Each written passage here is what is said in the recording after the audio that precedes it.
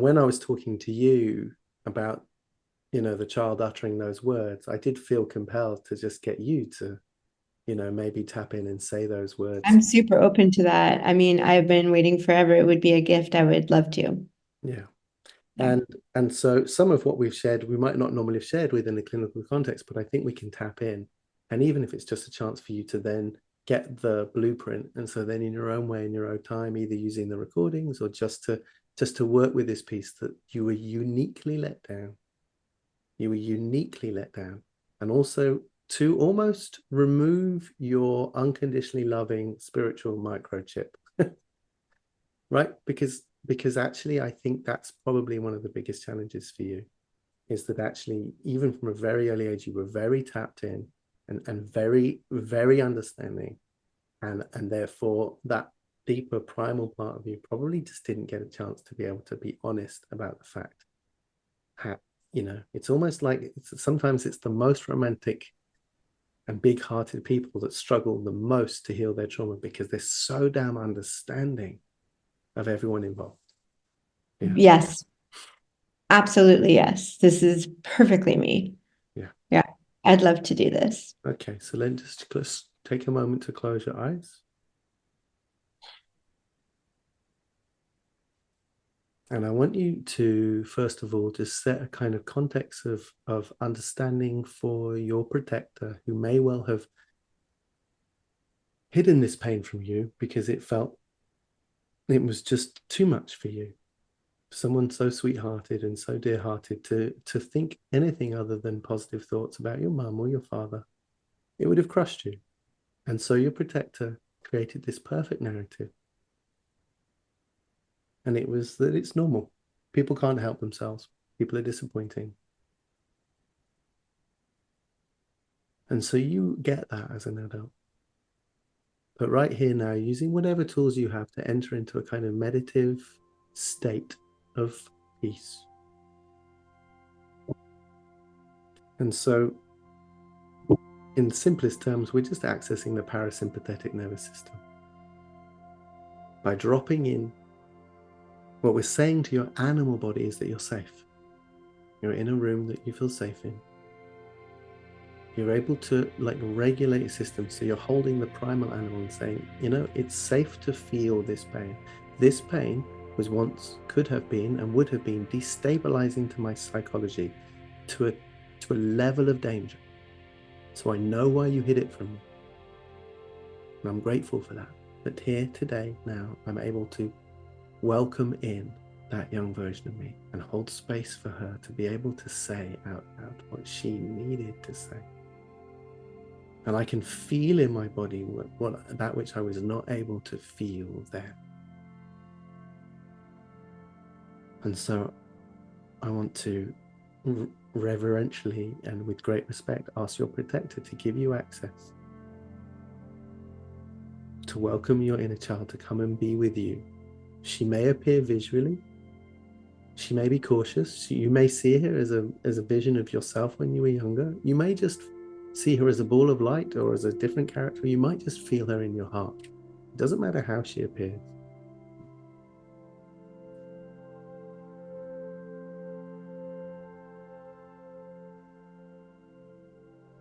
But if you get a sense that she's with you now, great.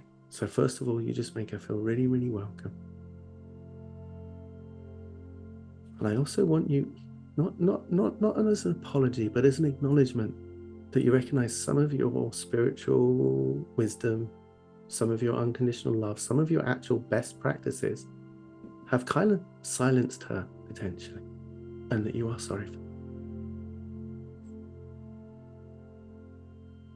And you're not here to make excuses, you're not here to make explanations, you're not here to contextualize your mother's choices or your father's choices. You're here to help her admit what was once unbearable for her. Her sweet soul born into this family and deserving of just so much more. And had you had that, things would have been so much easier.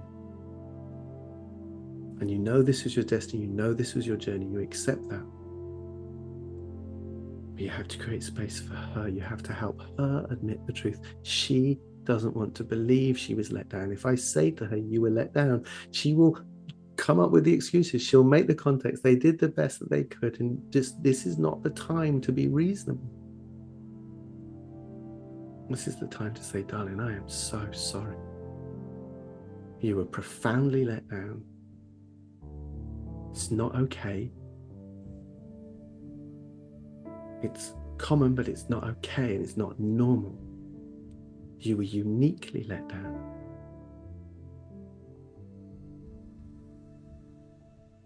And you help her, and you take her by the hands if she's willing. You bring her in close, and you say, in the way that she would say it if she could, what she needs to say, that she was let, and that she wishes they were different.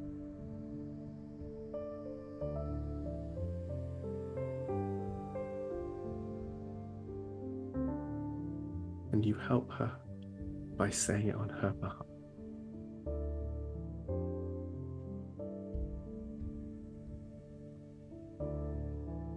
I was terrified. Yeah. There is no safe place.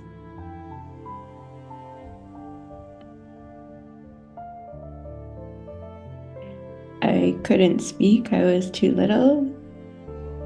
And I was held down and I was beaten. And I didn't understand. But the same person who read me stories and was kind to me. So, in the present tense as a child, they let me down. I was terrified and so unsafe. So uniquely let down by being so unsafe. And you're in the adult observer. Find the child, find her voice. She's in your heart, and you have to help her say these words. I am disappointed in them. I'm so disappointed in them. My heart is broken. My heart is broken. Yes.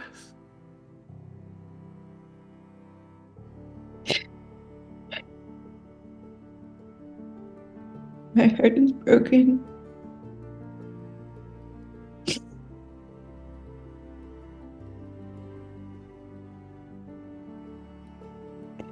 I'm so deeply disappointed and my heart is broken.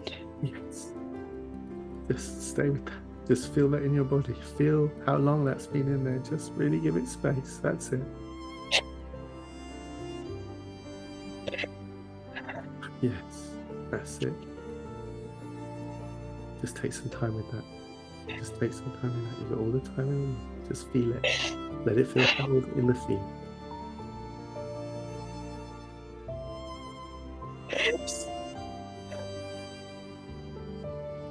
I'm so disappointed. My heart is broken. Yes. All that innocence, that confusion. It's just, this is not how it's supposed to be. You knew it in your heart they were wrong. What they did was wrong. They're not okay. What you're doing is so wrong. Yeah. Yeah.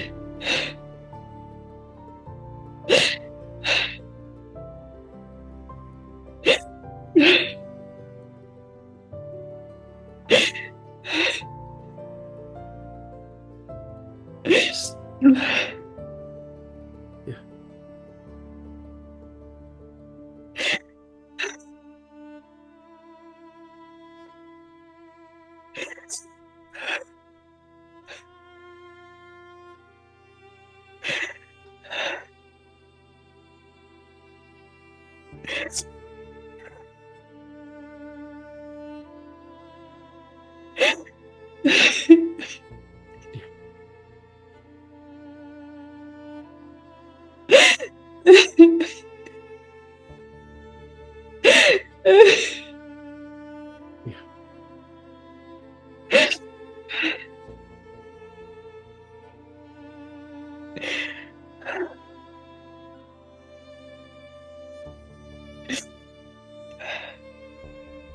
And don't make excuses for them yet. Don't contextualize it. Just stay in that. Because she's also angry. She's fed up. She's furious. It's cost you a lot. And she's been alone dealing with this heartbreak. So you say, I'm so sorry, darling. I'm here with you now. I'm not going anywhere. I will feel in my body how it felt. And I will feel the horror with you now. As you. I can hold it now. I can hold you. That fear, that sadness, that disappointment, that not wanting to hope, not feeling safe, knowing at any minute it could go bad. That shock, particularly that shock. That's what your soul's been trying to activate. And these people have let you down. It's been trying to go. The difference between this great person then being really bad person, that's the signature. It's the shock that you can feel the truth of them. It didn't make sense. They were great. They read to you. They were kind. And then they were awful. It's just like some of these men. They've turned up great on paper. Just absolutely, just so good. And then so bad. You've just processed that shock. This was this insanely brilliant, symmetrically charged universe. This is not an esteem issue. This is a heartbreak issue. You're able to hold her now, wrap your arms around her, and tell her that you will never let her have this pain by herself. You're willing to go anywhere and everywhere, to go visit every and any single memory you need to with her, help her process the truth. Because even though this is really painful, it also feels like an incredibly beautiful relief, right? And that's, she's now safe with you. She's now safe with you, and you can bring her home into your heart, into your body, into your home with your boundaries. You will never, ever let anyone ever hurt her or harm her in the same way.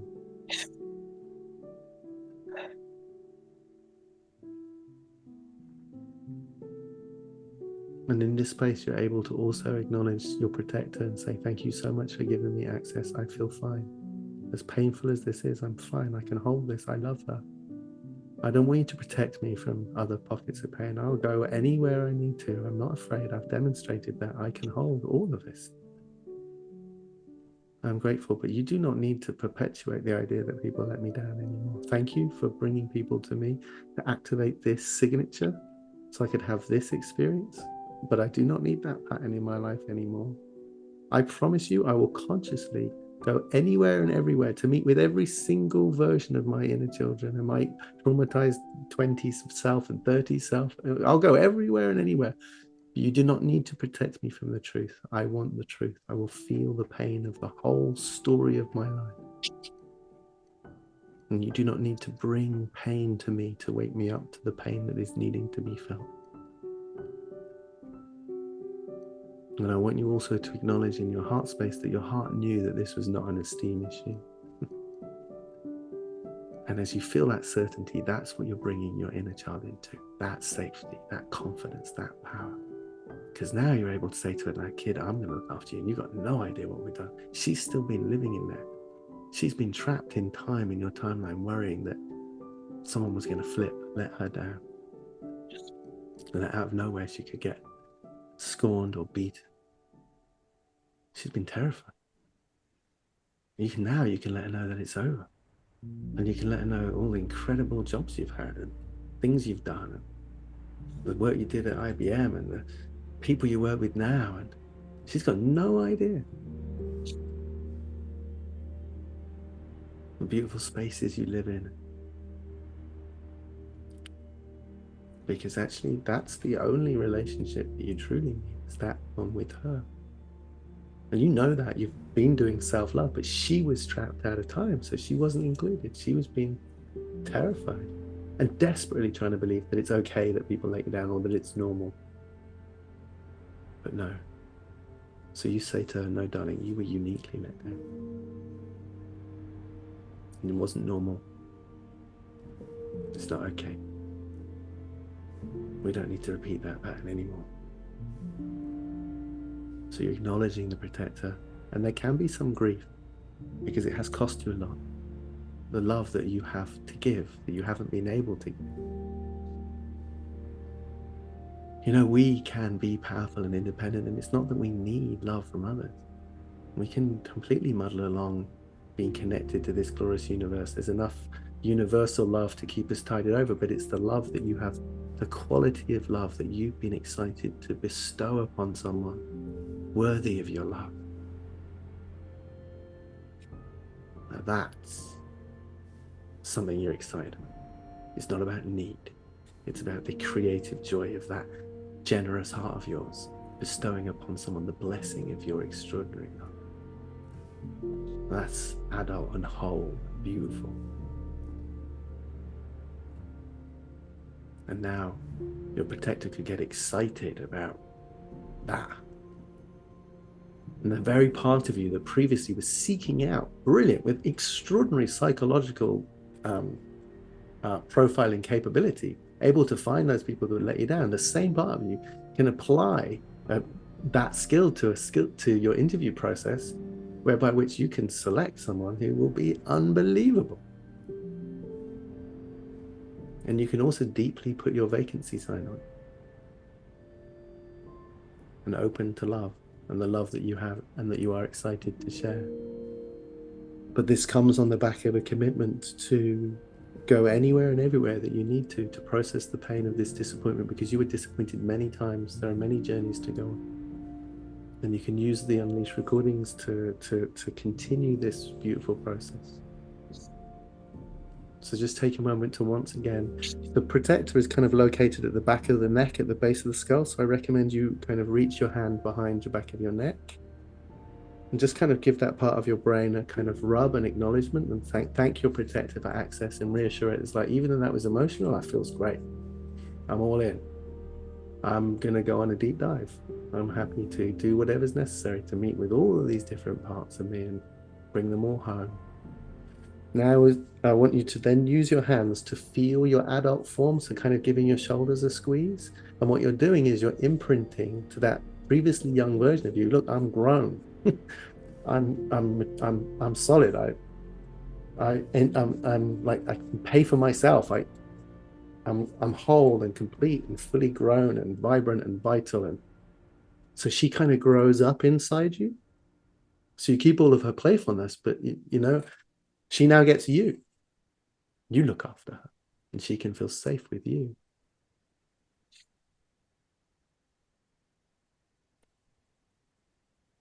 And so thanking your system. And then when you're ready, just kind of coming back to center, just taking as much time as you need before you open your eyes.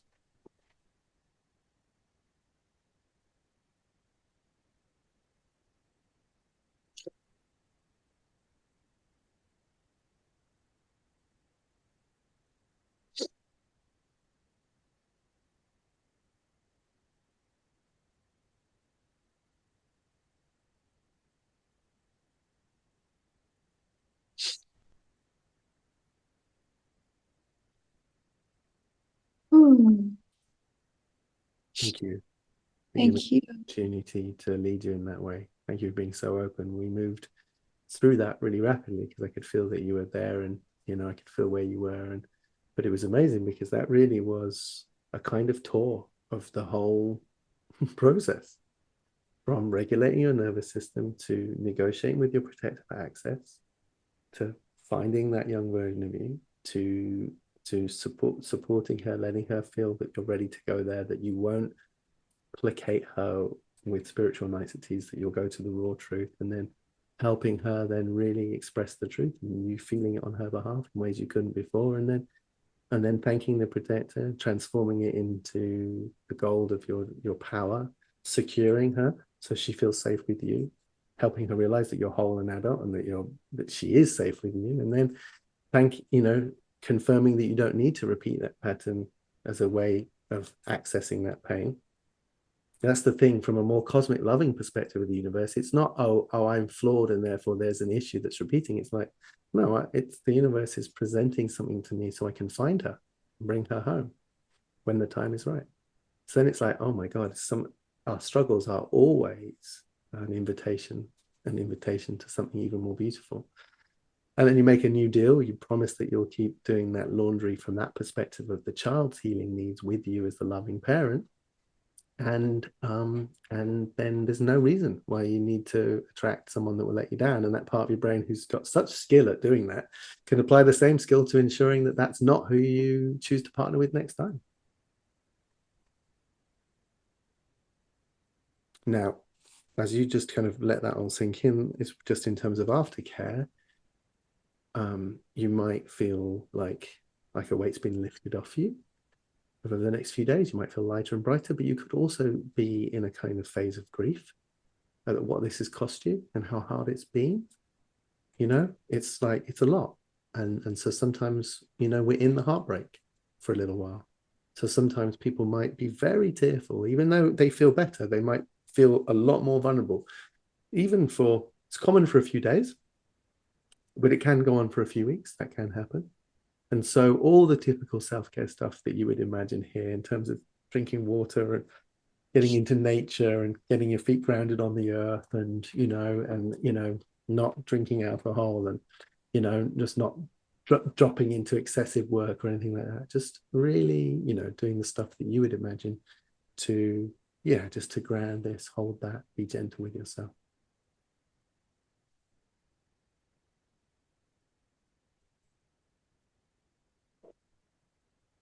Yeah, beyond powerful.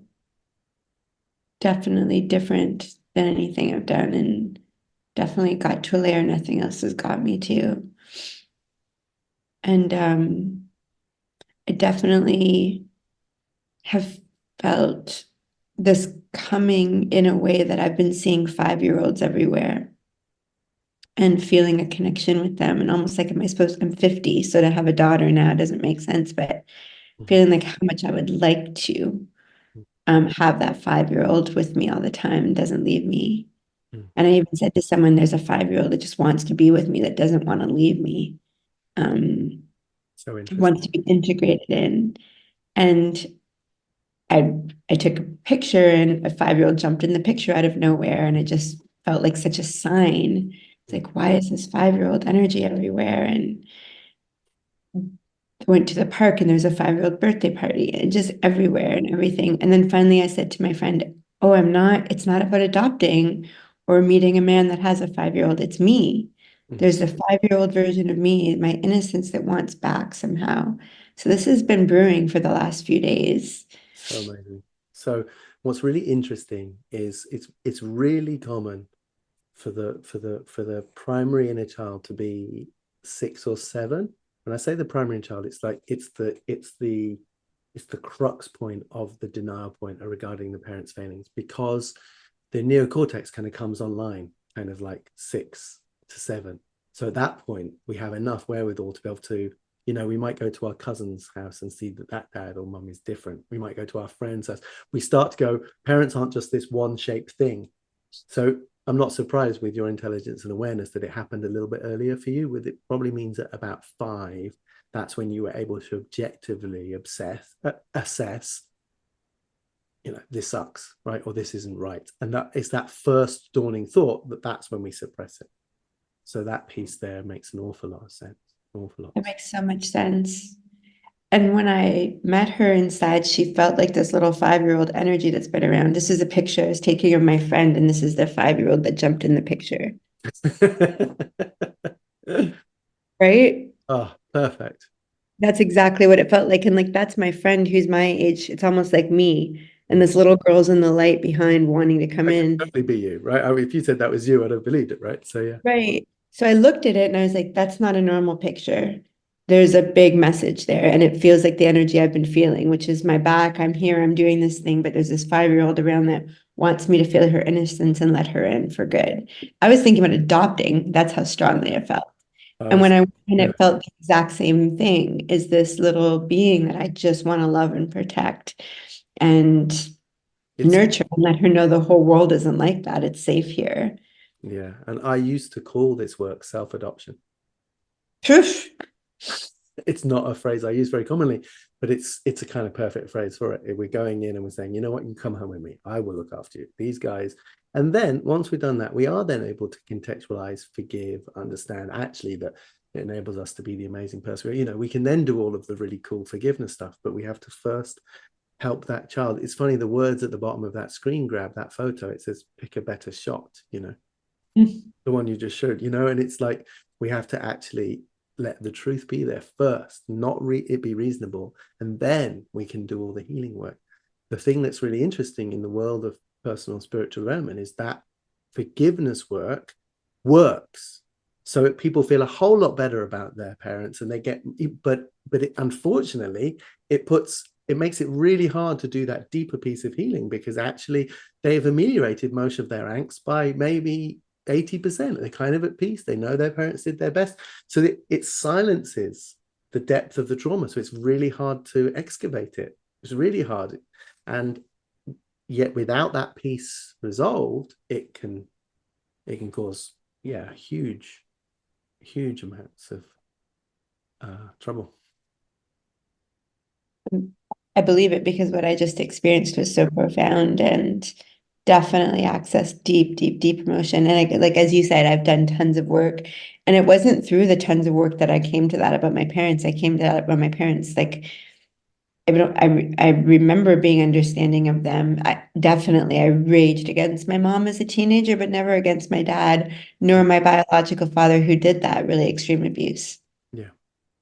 So neither of them, and the sadness was really about the biological father. Yeah. And I've never felt any anger or resent or anything, even though I've known there was extreme abuse. So that was a 5-year-old decision. That wasn't a therapy decision, or it was my nature that decided that. My loving, gentle nature, evolved nature that decided that. And we just, you know, as a kid, we'd rather believe our dad's great, so we will do what we need to do to not deal with that, you know. And so creating space for that part of you that is angry, you know, and to be able to also process the horror of the experience, to be able to experience it without dissociation, without denial, to be able to hold that and walk yourself through some of those moments, some of those times, you know, so that you can really make sure that the truth of your reaction is felt, all of it. Yeah. Doesn't